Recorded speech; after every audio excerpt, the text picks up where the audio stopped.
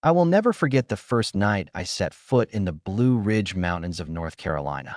Because even now, more than 20 years later, the memory still keeps me awake at night and makes me question what is real and what belongs to the realm of stories and shadows. You might think the Appalachians are just another stretch of hills draped in trees, but to those who have lived here for generations, the ridges and valleys hold secrets older than the country itself, secrets whispered in churchyards and around kitchen tables, but never spoken aloud after dark. My grandmother, who grew up in a small town near Asheville, told me when I was a child that the mountains remember everything. They remember the people who came before us, the mistakes, the blood spilled, the songs sung, and they hold it all in silence until someone careless enough steps into the wrong place at the wrong time. It was August 17th, 2001, the summer before my senior year of college, when I drove down from Virginia with two friends, Sarah Miller and Daniel Price, to spend a long weekend hiking near Mount Mitchell. The idea had been mine. I wanted one last adventure before the semester started, and I had heard stories about hidden trails and abandoned cabins left from logging camps at the turn of the 20th century. It sounded like the perfect mix of beauty and history. But from the very first hour on the trail, I felt a heaviness I couldn't explain, as though the trees were not welcoming us, but watching, silent and unblinking. At the ranger station in Burnsville, an older man named Henry, whose weathered face looked as if it had been carved from the very rock of the mountains, warned us not to wander off the marked paths. His voice was steady, but his eyes shifted quickly, as though repeating a warning he had given many times before but never expected anyone to truly follow. He said, "The mountain doesn't like to be disturbed in certain places. Stick to the maps, you'll be fine." We laughed about it later, Daniel even mimicking his tone, but when I remember Henry's expression, I don't laugh anymore. The first evening we camped near the Black Mountain Crest Trail, a place surrounded by towering spruce and fir, the air thick with the scent of damp moss and pine needles. As the sun went down, Sarah mentioned a story she had read in an old guidebook. According to local legend, travelers who heard music in the wind were not supposed to follow it, because it meant the mountain was leading them away, deeper into places where paths disappear. Supposedly, back in 1912, three brothers from a nearby town vanished on that very trail after telling neighbors they had heard a faint fiddle tune drifting through the trees. Their bodies were never found. I brushed it off at the time as folklore, the kind of thing small towns cling to in order to keep kids from getting into trouble, but I remember feeling a strange chill that night as we sat by the fire. The forest was too quiet, almost deliberate in its silence, broken only by the occasional crack of a branch far away, as if something unseen was shifting just out of sight. I told myself it was deer. Still, when I went to sleep, I kept my flashlight in my hand, as though some instinct was preparing me for the fact that sleep in these mountains was not the same as sleep anywhere else. That first night, I dreamed of water dripping in a cave and a voice humming just beyond my reach. And when I woke up, there was a damp patch on the ground beside my sleeping bag, even though the sky was clear and the rain fly dry. I didn't say anything to the others, but in that moment, I realized the mountains had a way of bending reality just enough to make you doubt yourself. It was the beginning of something I could not yet name, but I already knew, deep down, that we had stepped into a place where stories were not just stories, they were warnings. The next morning began with a pale gray mist that clung to the branches and made the whole forest feel like it was holding its breath. We ate breakfast in silence, none of us wanting to admit we hadn't slept well, though the dark circles under Sarah's eyes said enough. She finally broke the quiet by telling us she had woken in the night to the sound of someone walking around the camp. Slow and deliberate, but when she sat up, there was nothing there. Daniel brushed it off, saying it was probably just raccoons, but his voice lacked its usual confidence, and I could see the way his hands tightened around his coffee mug.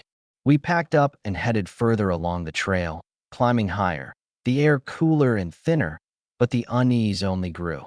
Around noon, we stopped near a ridge where the view stretched out for miles, layers upon layers of ridges fading into a blue haze.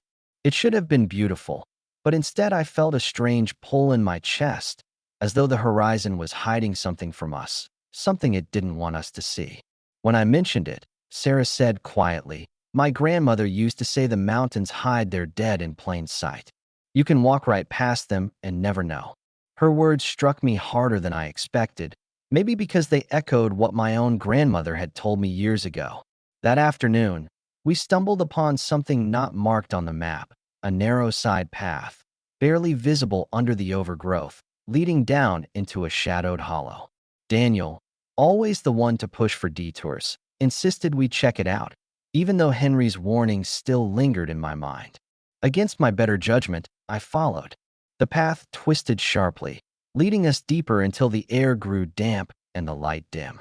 It wasn't long before we saw it, an old stone foundation half swallowed by roots and moss, the remains of what might once have been a cabin. The walls were gone, but the shape of the place was still there, a square of stones surrounding a collapsed hearth. Sarah knelt to touch one of the stones, brushing away moss, and when she did, she froze. "It's warm," she whispered. I crouched beside her, pressed my hand to the same stone, and she was right. It was warm to the touch, though no sunlight had reached it all day. Daniel laughed nervously and suggested it was heat trapped from the summer, but his voice cracked, and I knew he didn't believe it either. As we explored the ruins, I found what looked like a carved symbol on one of the fallen stones, something like a spiral but broken in places, almost like it had been deliberately chipped away. I couldn't explain why, but the sight of it made my stomach twist, and for the first time, I wished we hadn't taken this path. We left the hollow as the shadows lengthened, but as we climbed back toward the main trail, I kept feeling as though someone was behind us, just out of sight. Twice I turned suddenly, certain I would see another hiker, but there was only the empty trail and the swaying trees. That night, as we set up camp near a small creek, I thought we would put the unease behind us, but the mountains had other plans. After dark, while Daniel was tending the fire, we all heard it. Faint at first, barely more than a breath on the wind, but unmistakable, the sound of a fiddle. The notes were slow, drawn out, almost mournful, as though someone were playing just beyond the tree line. My heart thudded in my chest, because I remembered Sarah's story from the night before, the one about the three brothers in 1912. She and I locked eyes, both of us frozen, but Daniel stood quickly, his face pale, scanning the trees.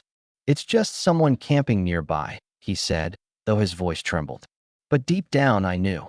There was no other camp, no trail nearby, no place for anyone to stand without us seeing. The music went on for perhaps a minute, long enough for the fire to burn low and the shadows to grow deeper, and then it stopped. The silence afterward was worse than the sound itself, heavy and absolute, like the forest was listening to us. None of us slept much that night. I lay awake, my flashlight still clutched in my hand, and every time I closed my eyes I saw that broken spiral carved into stone and heard the lingering echo of the fiddle drifting through the trees.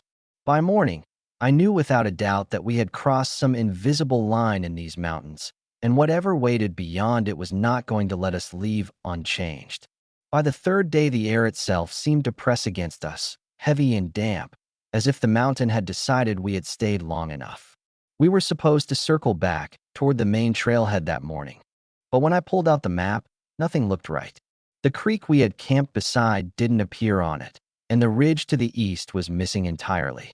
Daniel insisted we had just taken a wrong turn, but when I tried to retrace our path, the trail behind us was gone, swallowed overnight by brush and roots. Sarah's face drained of color when she realized it too, and for the first time I felt panic gnawing at me, sharp and cold. Around midday, while pushing through the thick undergrowth, Sarah stopped abruptly and pointed ahead. At first, I thought she had seen a bear, but it wasn't an animal. Just beyond the trees, in a small clearing, stood an old wooden cross, weathered and leaning, the ground around it bare of grass. We approached cautiously, and I noticed faint markings carved into the wood, names or pieces of names, most of them illegible except one, Thomas B. The letters were jagged, as if cut in haste. Sarah whispered that her grandmother had told her about a Thomas Brewer, a young man who disappeared in these mountains in 1936 after leaving town for work and never returning. His family had marked a spot where they believed he was taken, though they never found his body. Before we could process that, the wind picked up, carrying with it a faint sound, almost too faint to be real, the fiddle again. This time it was closer, circling us like a lure. Daniel shouted into the trees, demanding whoever was there to show themselves. But only the music answered, weaving between the trunks, always out of reach. My skin crawled as I realized the notes seemed to mimic our steps. When we paused, it paused. When we moved, it played. As the sun dipped lower, the forest grew darker, though it wasn't yet evening, and the trees seemed to close in, their trunks impossibly close, roots twisting like ropes. Suddenly, Sarah screamed. I spun around and saw her standing near another stone foundation, nearly identical to the one from before, but this time with part of a chimney still upright. On the chimney's base was the same spiral symbol, but whole this time, carved deep and unbroken. As I stared at it, a sharp ringing filled my ears, and the ground seemed to tilt beneath me. I stumbled forward, and in that instant I swear I saw movement, shadows shifting within the spiral itself, as though the stone was not solid but a doorway into something else. Daniel grabbed my arm and yanked me back, shouting that my nose was bleeding. I wiped at my face and saw streaks of red on my hand. Sarah was sobbing, repeating over and over, "It's the same place, it's the same place," though she couldn't explain what she meant. That night, we didn't set up camp. We huddled together near the chimney ruins, too exhausted to move, but too afraid to sleep. The air grew colder, and sometime after midnight the forest came alive with sound. Footsteps all around us, crunching leaves, deliberate and steady. At first I thought it must be deer again, but then I realized the steps were synchronized, too measured, like several people circling us at once. Daniel raised his flashlight and swept it across the trees, but there was nothing there. Still, the footsteps continued. Then, faintly, voices joined the sound. Murmurs, indistinct, but human. My chest tightened as I realized they were speaking in unison, low and rhythmic, like a chant. Sarah buried her face in her hands, and Daniel shouted again for them to stop, but his voice cracked with terror. Suddenly, the fire we had managed to keep smoldering flared up, burning high for a brief second, and in the glow I saw them, or thought I did. Figures, tall and thin, standing just beyond the circle of light. Their faces indistinguishable, their bodies blending with the shadows of the trees. The moment the light dimmed, they were gone, but the footsteps continued until the first faint line of dawn crept across the horizon. By morning, none of us spoke. We were broken, drained, and we knew we had to find a way out. Yet the forest around us seemed endless, folding in on itself, the trails twisting back to where we started.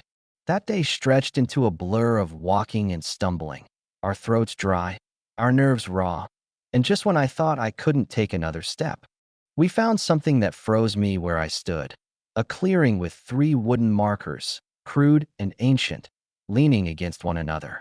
On each one was carved a single letter, S, D, and J. At first I told myself it was coincidence, but deep inside I knew it wasn't. Sarah, Daniel, James. My name carved into weathered wood long before I had ever set foot in these mountains. When I saw those letters carved into the wooden markers, a coldness spread through me unlike anything I had felt before. It wasn't just fear, it was recognition, as if some part of me had always known this was waiting. Sarah collapsed to her knees, her voice breaking as she whispered that we weren't supposed to be here, that the mountain had chosen us. Daniel tried to argue, tried to reason, but the cracks in his voice betrayed him, and for the first time I saw the bravado drain completely from his face. We left the clearing without touching the markers, too afraid to disturb whatever had claimed them, and we walked until our legs trembled beneath us. By late afternoon, we stumbled onto a ridge that felt strangely familiar, though none of us could remember crossing it before. The mist rolled in thick and fast, and I could barely see 2 feet in front of me. Somewhere in the whiteness the fiddle returned, but this time it wasn't just a sound. It was inside my head, vibrating through my bones, and I could feel it pulling me toward the edge of the ridge. Sarah screamed my name and grabbed my arm, dragging me back before I realized how close I had come to stepping into nothingness. The ground ended in a sheer drop of hundreds of feet, and for a heartbeat I swore I saw shapes swirling in the mist below, like figures rising out of the void. We sat there until the fog began to thin, too afraid to move, and when it finally cleared we saw a trail, an actual marked trail, with blazes on the trees and a worn path leading downhill. Relief washed over us so powerfully I nearly cried, and without a word we started down. The descent was grueling, but after what felt like hours we emerged near a gravel road, and within another mile we saw the ranger station. Henry was there, the same man who had warned us days before, sitting on the porch as if he had been waiting. When he saw us, his face hardened, and he shook his head slowly. "You went where you weren't supposed to go," he said, his voice flat, almost mournful. We tried to explain about the ruined chimney, the spiral, the voices, the music, but he only raised his hand and told us never to speak of it in town, never to tell anyone where we had been. "The mountain doesn't forget," he said, "and it doesn't forgive." Sarah demanded to know what he meant, but Henry refused to answer. Instead, he told us to go home and not to come back. We left Burnsville the next morning without looking back, too shaken to argue, too drained to care. For months afterward, the three of us barely spoke of what happened. Sarah moved to Oregon the following year, and Daniel joined the Peace Corps, as if distance could erase the memory. As for me, I returned to Virginia and finished my degree, but the mountains never left me. Some nights, when the wind rattles the trees outside my window, I swear I hear faint music, a single mournful note that fades before I can be sure. In 2009, I went back alone, against every promise I had made myself. I drove to the same ranger station, but Henry was gone, replaced by younger staff who smiled politely when I asked about him and shook their heads when I mentioned the ruins. They said no such places existed, and no record showed any brewer or the three brothers I remembered from Sarah's story. They told me maybe I had mixed up legends from different counties, or maybe my friends and I had simply gotten lost and frightened ourselves. But I know what I saw. I know what I heard.